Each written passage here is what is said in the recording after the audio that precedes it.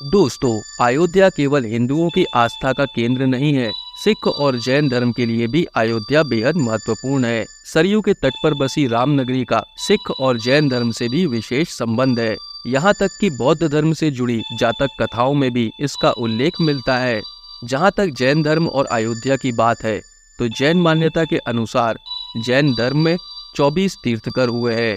इनमें से कई का जन्म अयोध्या में ही हुआ था, जिनके बारे में वेदों में भी वर्णन मिलता है। ऋग्वेद और अथर्ववेद के साथ ही मनुस्मृति और श्रीमद् भगवद गीता में भी ऋषभ देव के बारे में बताया गया है।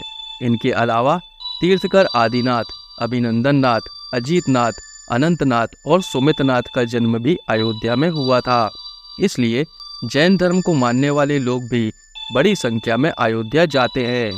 अयोध्या में जैन धर्म से जुड़े करीबन 9 मंदिर भी हैं।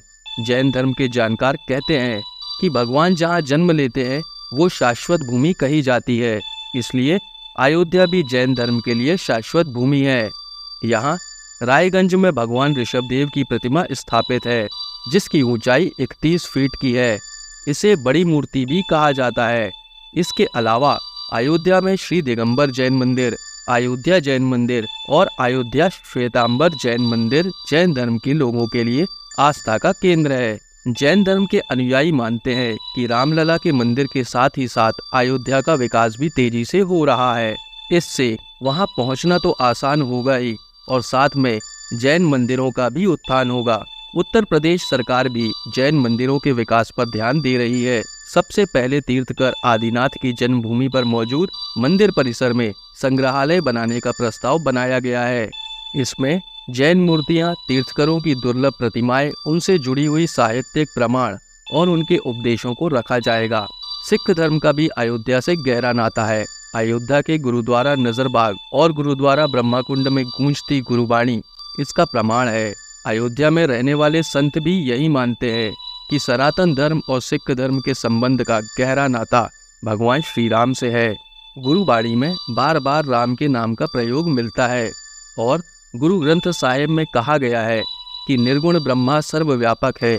निर्गुण ब्रह्मा को ही राम के नाम से पुकारा गया है। सिख धर्म के जानकार बताते हैं कि गुरुद्वारा नजरबाग और गुरुद्वारा ब्रह्माकुंड का संबंध सीधे सीधे सिखों के पहले गुरु नानक देव जी से है। गुरु नानक देव जी साल 1501 में अयोध्या आए थे। तब उन्होंने जिस स्थान पर धूनी रमाई थी वहाँ एक बाग था। इसके बाद ही इसे नजरबाग कहा जाने लगा।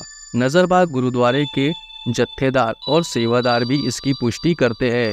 उनका कहना है कि अपनी 4 प्रमुख यात्राओं में से, जिन्हें 4 उदासियां भी कहा जाता है, तीसरी उदासी के वक्त हरिद्वार से जगन्नाथपुरी जाते हुए गुरु नानक देव जी अयोध्या आए थे।